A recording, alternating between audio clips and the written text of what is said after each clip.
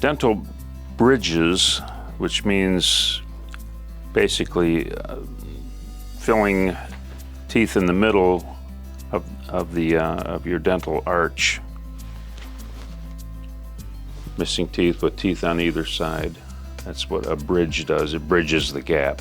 That's where the name comes from. We can do that with a fixed bridge, which is cemented in place. You don't have to worry about it. Or then there's the removable bridges, which are also known as partial dentures or partials. Probably heard of that. A cheaper version of that is something called a flipper. Of course, the implant, that it's not a bridge at all. It just replaces the missing teeth without having to cut down the teeth next to it.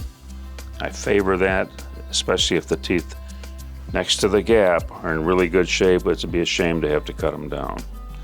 So what if I don't have teeth on either side of the gap? What can I do then? What if all of these are missing, doctor? Well, this is another good opportunity for the conventional implants.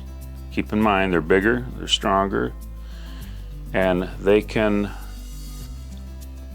support the load of 2 missing teeth, as in this example, with only having to put in 2 implants. So there's the advantage there.